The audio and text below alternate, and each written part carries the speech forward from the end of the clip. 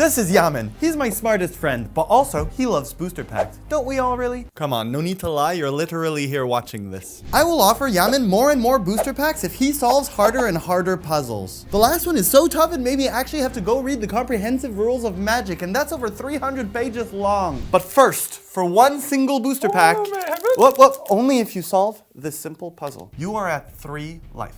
That's very little. You have to win this turn with the cards you have in your hand. I am at 11 life. Okay. You have a library, but you can't draw cards. You're not going to use it. It's just there to show off the beautiful sleeves. Okay, so on the board I have Goblin Bombardment. I assume that's relevant. It's an enchantment that lets me sacrifice a creature to deal 1 damage to any target. And in my hand I have a 4th Mountain, a Mog War Marshal, a Reckless Bushwhacker, a Fireblade Charger, and a Goblin Bushwhacker. Please pause the video here if you want to solve the puzzle yourself. This seems pretty straightforward. I don't know. Let's try it out. I will cast a Mog War Marshal. And that one, when it enters the battlefield or dies, I put a 1/1 red goblin creature token onto the battlefield. You do.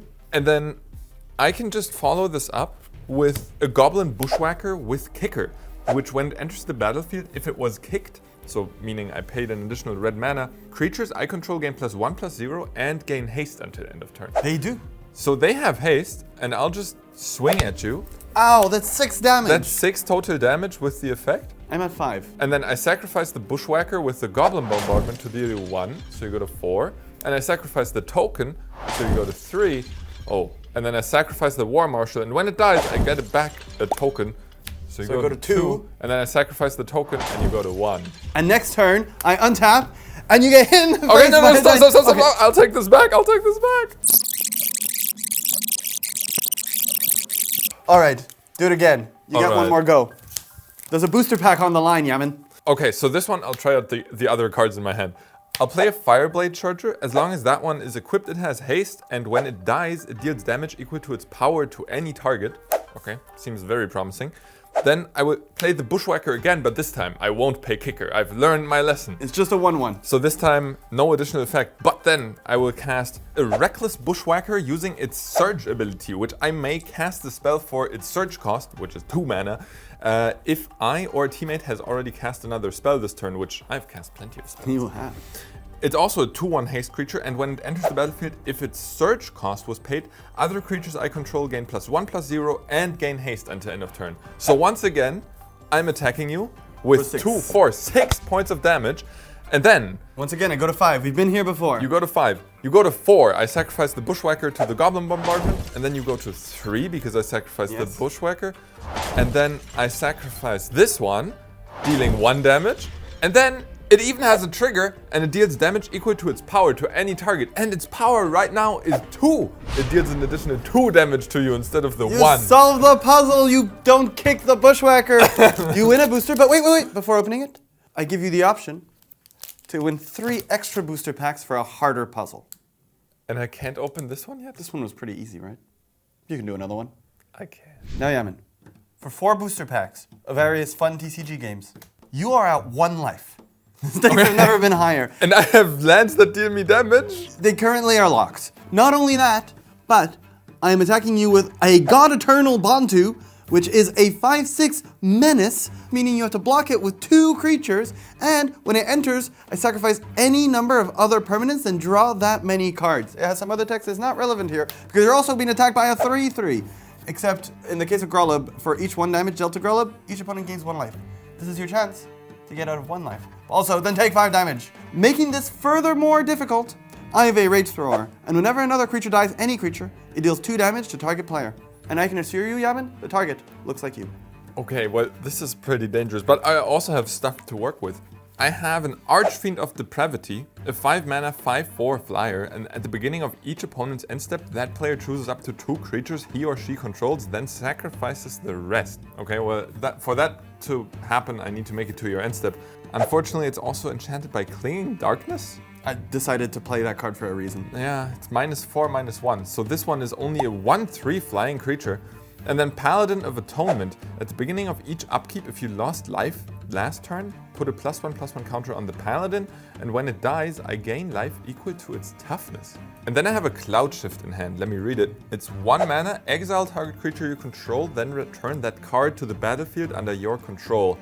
and it's an instant and a Sigrid God-favored 3-mana flash 2/2, first strike, protection from God creatures, and when it enters the battlefield, exile up to one target attacking or blocking creature until Sigrid leaves the battlefield. Now, if you want to try to solve this before Yaman does and gains his booster packs, you don't get any booster packs, but pause the video here. Walk us through it, Yaman. So I'm at 1. I really don't want anything to go to the graveyard because then you deal 2 damage to me, or I might gain some life before that. And I also don't want any of these to hit me. No, nothing can hit you. Protection from God creatures on the Sigrid kind of reads like it's meant to block the Bontu because Gontu is a god after all. Is it all a ruse? Did I put that there to trick you? It might actually be, but that's such a very specific line of text. And then this first line seems useless. Like, how would I ever lose life last turn? I don't know. What's my goal here? Do I just need to make it to my turn? You need to not die. Okay, so just to not die, it seems very easy. Maybe I'm missing something, but I will flash in Sigrid. Oh, yes. I have a Caves of Colorless. I can't even cast my spells. You can't pay for the white with that. You can tap for colorless. Oh, and nothing can die. Well, okay. Let's play it out. Let's play it Sigrid's out. on the stack. I think I made a mistake. Would you like to exile an attacking creature? Yes, and now I'm not quite sure which one, but I guess I will try to exile the god? It's gone. Okay, and then how about... Golub is still attacking. Yeah, how about I just block here? Okay. Can we go to damage? Yes. This one has first strike, so first things first. She deals 2 damage. You gain 2 life. I do gain 2 life. Congratulations. Now, you're at 3. This can comfortably die. I will deal 2 damage to you with the Rage Thrower. Oh, you're still alive. 1. Now my Bontu enters the battlefield. When Bontu enters, sacrifice any number of other permanents and draw that many cards. I'll sacrifice Golub. Oh, Rage Thrower says deal 2 damage to target Yaman. Interesting how it does that. You go to -1. Let's go again. Okay, rewind. You are being attacked by God Eternal Bontu and Grolub. Does this feel like we've done this before? Yes, it feels weirdly familiar. So I'm somewhat convinced that Sigrid is part of the solution, also because I don't have enough blockers to block Bontu and the Beast, unless I do something with Sigrid, because otherwise I could potentially Cloud Shift my Archfiend, which exiles it and then returns it, getting rid of the Cling to Darkness. Oh no. Clinging Darkness. I spent 2 mana for that. And then I could maybe block here and here to gain 5 life of the Archfiend. This is menace. Yeah, I know. That's why my proposed solution doesn't work. And so this is why I'm convinced that Sigrid is actually part of the solution. So let's go back. We figured out that I need to play Sigrid somehow. I also know that Sigrid must be the first spell I cast, because if I cast Cloud Shift first, there's no way for me to gain life. So I can't cast Sigrid.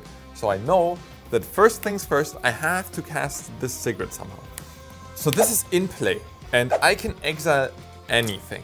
I either take myself the ability to gain life, which means I won't be able to cast Cloud Shift, and if I exile this one, I rob myself of the ability to prevent things from dying, because at some point, Bontu will return, because this Sigrid has to get involved. So I don't think I need to exile anything.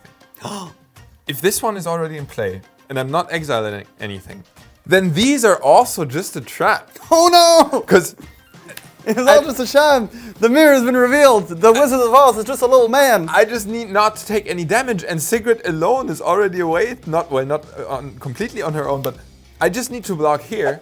We go to first strike. Yes.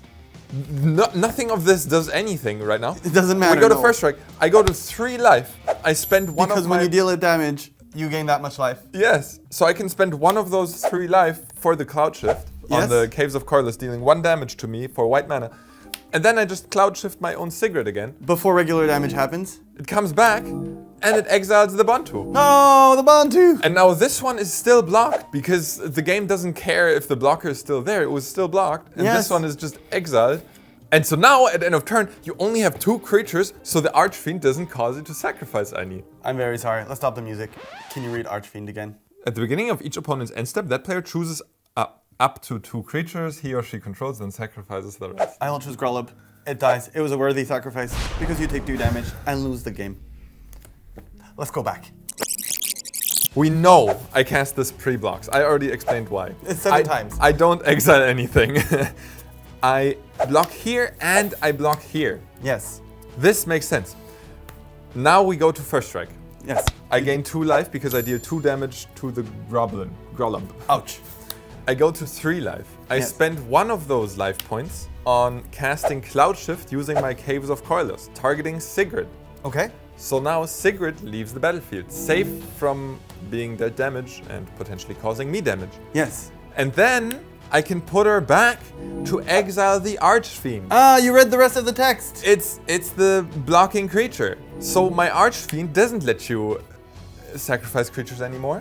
Oh no, my crippling darkness is gone And again. even though Menace says it can only be blocked by 2 creatures, this is only true when I declare blockers. Yes, they were already blocking. It's still blocked. The Paladin dies. And you have a lethal trigger. Before your trigger, my trigger resolves. I gain life equal to its toughness, so I gain 1. You go to 3. And then I lose 2. Oh no! Both are still blocked. But it doesn't look like it, I know. Yeah, and I made it through the turn. Well done, you get your booster packs. Woo! But wait, I have a challenge that is nigh impossible. But I will give you a lot of boosters for your wilds. I could have 5 safe boosters. But you could have look at all these different games. Imagine how much fun you could have opening all of these boosters. Do the viewers get the last puzzle if I decline? That wouldn't be fun at all. I'm gonna play the last Oh puzzle. yeah! I'll tell you now, it took me days. Days? How long do you want me to record here? You have to take me out this turn. I played a Jin-Gitaxias. You have 3 cards in hand. Okay. Jin-Gitaxias is my sole defender, and you have to take me out this turn. I have 23 life. You have 5. Let me read Jin-Gitaxias. It's a 5/4. At the beginning of my end step, I draw 7 cards. Each opponent's maximum hand size is reduced by 7, meaning at the end of your turn, you will have to discard down to hand size, which is 0. So we have a Supreme's Phantom, which is a 1/3 flyer that gives other spirits I control +1/+1. Funnily enough, we have another spirit on the battlefield, a Nibelus of Dusk. It's a 2/1 flying spirit with prowess, meaning whenever I cast a non-creature spell, it gets +1/+1 until end of turn. We also have a Frilled Death Spitter, which is a 3/2 dinosaur, not a spirit. And whenever it is dealt damage, it deals 2 damage to target opponent. And then lastly, Pyrohemia. It's an enchantment, and at the beginning of the end step, if no creatures are on the battlefield, sacrifice it. And for 1 red mana, it deals 1 damage to each creature and each player. And then You have I 3 assume cards in this is not enough to take you out. There's Tangarth's Rage. If enchanted creature is attacking, it gets +3/+0. Otherwise, it gets -2/-1. So that's 2 damage. Elms of Vane. Target opponent loses 3 life and you gain 3 life. It's a 3-mana sorcery with Madness 1. We'll get to Madness in a second because my last card in hand also has Madness. Dark Withering. Destroy target non-black creature. It's a 6-mana instant, but if I discard it with Madness, it only costs me 1 mana.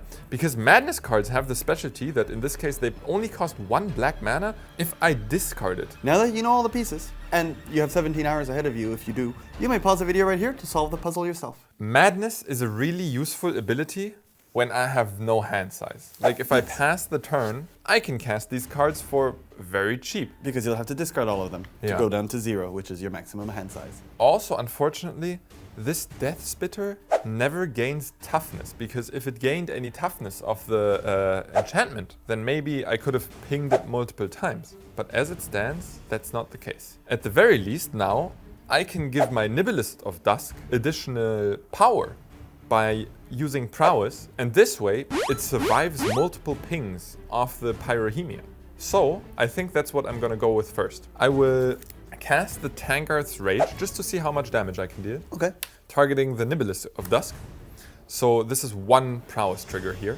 Yes, it'll be a 7 power creature. Yep. And then I will cast Elms of the Vein for an additional 3 damage, so you go down to 20. Yes. And I gain 3 life, but I don't think Doesn't that matter. matters for now. And then I will just head into combat. This one is now an 8 power creature because of the prowess and the enchantment. So I take 9.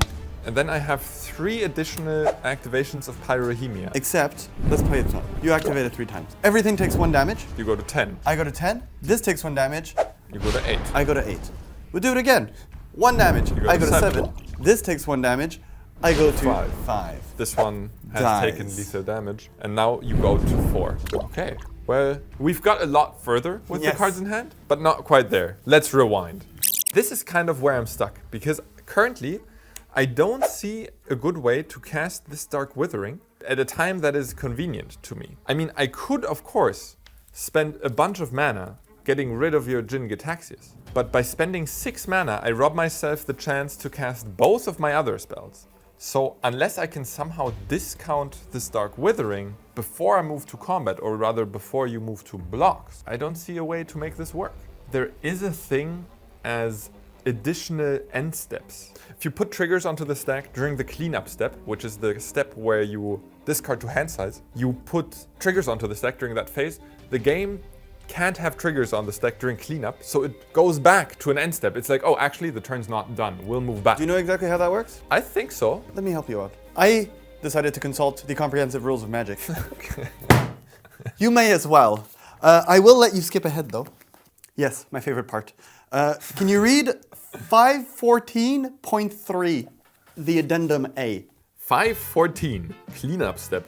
514.3, normally no player receives priority during the cleanup step, so no spells can be cast and no abilities can be activated. However, this rule is subject to the following exception. Ba-boom. At this point, the game checks to see if any state-based actions would be performed and or any triggered abilities are waiting to be put onto the stack, including those that trigger at the beginning of the next cleanup step. So 514.3a says, if so, those state-based actions are performed, then those triggered abilities are put onto the stack, then the active player gets priority. Players may cast spells and activate abilities. Once the stack is empty and all players pass in succession, another cleanup step begins. So, at the end of a turn, you discard down to hand size, then every card, prowess triggers leave, end of turn abilities leave, and damage is removed, and then there's a cleanup step. Oh my! So, the main thing I see that changes here is that damage is removed. And if damage is removed, I can trigger this Death Spitter again, right? Like, I can get an extra... But how are you going to get additional cleanup steps? This is not something that comes up very often in Magic the Gathering. I think the Madness card just does it for me. Let's play it out. Let's play it out. I will spend 1 red mana on Tangrith's Rage, targeting the Nibelisk of Dusk, I guess. Prowess. Prowess. And then I could cast this now for the additional Prowess trigger, but this would rob me of 2 additional activations of the Pyrohemia, but only give me 1 Prowess trigger, so I shouldn't cast it now because it's just wasting damage. Instead, I will just head to combat. Yes. And I assume, since I just made a conclusion about this Death Spitter, I don't want it to enter combat because then it just gets blocked and It would just be eaten by the Augur. Exactly. So in combat, I actually only deal you 8 damage. Oh, I would not call 8 only, but... Here we are. So you go to 15. Yes. Now you have to deal 15 damage. That seems like a lot. There is a lot at stake. There is. I don't think I want to do anything in my second main phase, and instead I can go to my end step. But wait, before we actually go to cleanup, I do need to do one thing, because I was just so happy about damage being removed. I should put some damage onto this thing. Yes. So you will deal 1 damage to each creature and each player. You will go to 4, I will go to 14, and these all take 1. Yep. So you take another 2. And I go to 12. You go to 12. Now we move into cleanup. My Jin Texas says, each opponent's maximum hand size is reduced by 7. So because you have a maximum hand size of 0, you must discard down to that. Okay, so I discard both of these, and because of that, they are now in exile. Yes. And there are 2 triggers waiting to be put onto the stack, if I understand correctly. So now all the damage is removed. So this, being in exile, allows me to cast them for black mana. I will cast both of them. I will obviously target you with that losing 3 life. Prowess. Prowess. And I will target, I guess, the Jin Gitaxias with Prowess. target non-black creature. Okay, so these cards are on the stack. Now, thanks to cleanup, this is a 3-2 again. Because we've gone at the end of the turn, and now, because of discarding put cards on the stack, you have triggered a further cleanup step coming up after this. I will activate this again to deal 1 damage to everything for now. So you take another 1 plus another 2 here. You go to 9. I go to 9. Dark Withering gets rid of your Jin Gitaxias. Goodbye. And then you go to 6. Yes. And you gain 3 life. That's too bad, because right now I can deal another 3 to you. I would go to 3. You would go to 3, but the Death This Spitter has... dies. Can I have the rules again? The game checks to see if any state-based actions would be performed. So if a state-based action would be performed in cleanup that wasn't there before, we go back to the end step? I get another cleanup step. If we make this 0 toughness, that's a state-based action. No Because it would toughness, die. toughness checking? Give me another chance. Yes. I think I have it. I just start the turn off the same as I usually do. Tangreth's You've Rage. been doing it so often.